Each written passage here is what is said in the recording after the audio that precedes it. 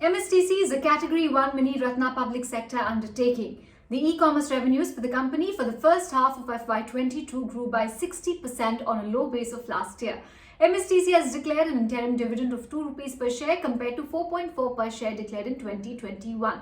With the proceeds from the sale of subsidiary and improvement in profitability, we expect higher dividend payout in the future.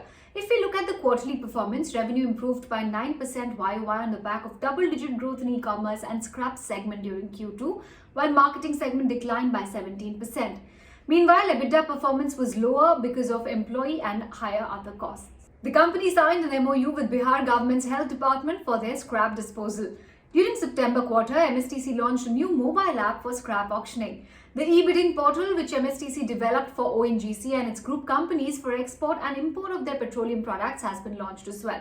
MSTC meanwhile also developed an auction portal on the behalf of CEPI for auctioning enemy properties.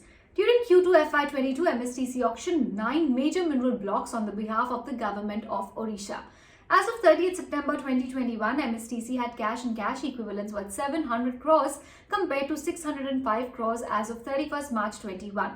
Release from working capital has led to higher cash balances. MSTC also received approval for the sale of its 100% subsidiary, Ferro Scrap Nigam. Now we expect MSTC to receive another 250 to 300 crores once this process is complete.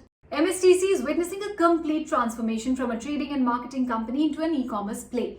The capital-intensive trading business had nominal margins and incurred losses due to bad debt.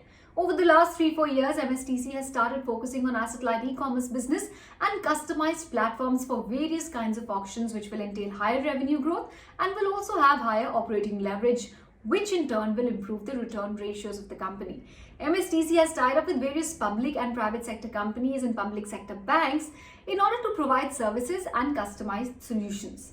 Currently, a major chunk of the revenue comes in from public sector enterprises, and going forward, we expect the private sector to start contributing meaningfully to revenues as well. Management expects around 10 to 15% growth in the e-commerce business.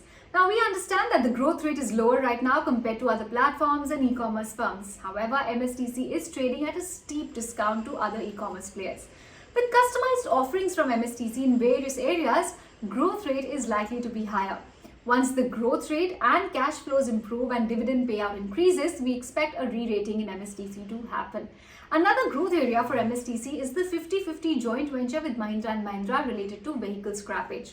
With the government announcing the scrappage policy last year, MSTC is likely to invest further in this particular joint venture to set up a scrappage plant.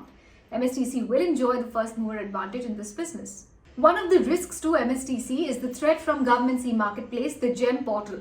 The government has mandated the usage of this portal for procurement of all goods and services by government departments. Now, MSTC believes that GEM will continue to remain a threat. However, it will look for other avenues for growth. MSTC, if we look at the valuations, it's currently trading at a PE multiple of 17x of FY23 estimated earnings. With higher cash balance, the dividend payout is likely to increase. Investors, therefore, the ones who have high risk appetite, can accumulate the stock and add on declines. The risk to our assumption remains higher competition from the GEM portal, lower business from government, and misallocation of capital leading to suboptimal returns. So important to watch out for these risks as well.